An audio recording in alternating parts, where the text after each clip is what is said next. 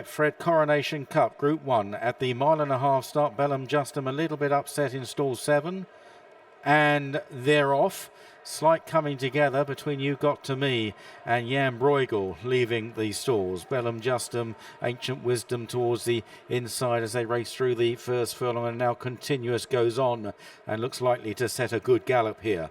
Continuous from Jan Brueghel, Ancient Wisdom for Godolphin, the all blue jacket, then Bellam Justum, You Got To Me, Javelotto, and the hot favourite Calandagan is held up in last place in the hands of Mikel Barcelona.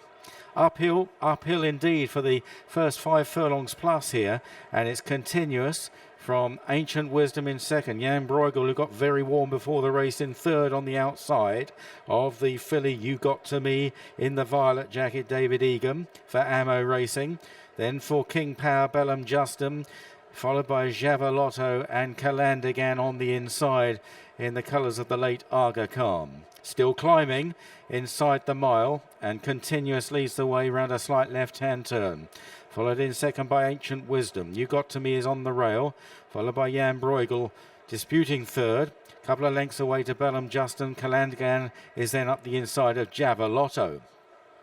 Very soon they'll begin to run downhill on the tumble down towards Tattenham Corner, and continues to lead the way in the Betfred Coronation Cup.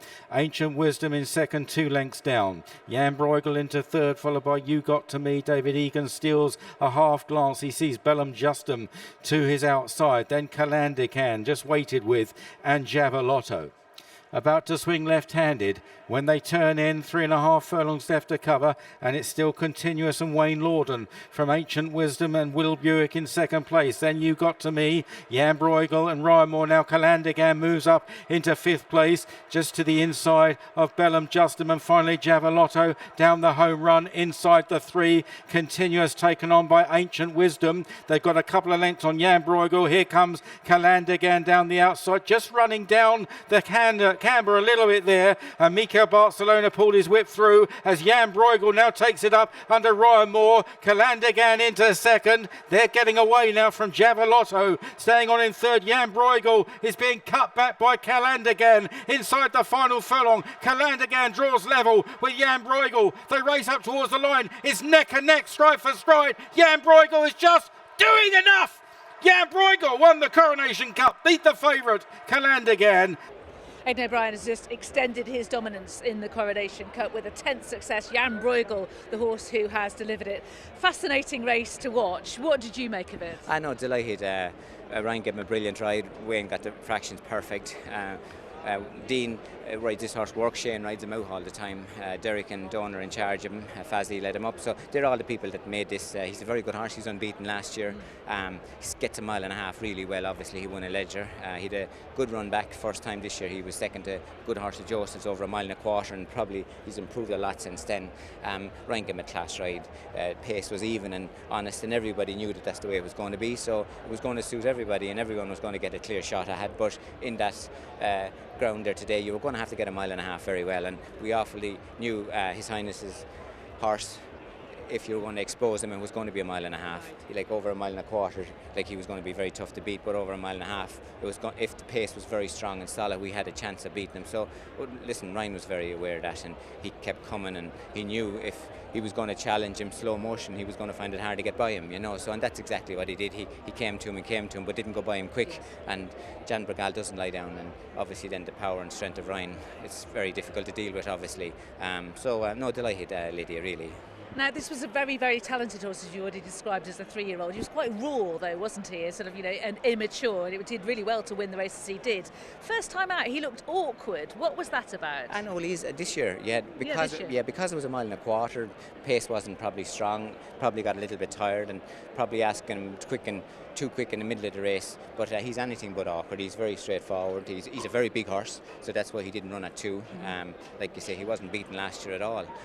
So he's brave. He doesn't lie down, this horse, you know. So listen, I'd never mind a horse being that way, especially their first few runs back, and especially if the pace is messy. Some horses are asked to quicken too quick when it's not their natural way to do things, and if you're in first gear and to go to fourth gear too quick, they're not able to do that. And especially first time out, you have to let them be relaxed, and you're always aware that they could get tired, so you're trying to mind them. So I'd never be worried about that, but I think he's very genuine, really. Well, he's shown that there, hasn't he? What are you going to do with him now this season?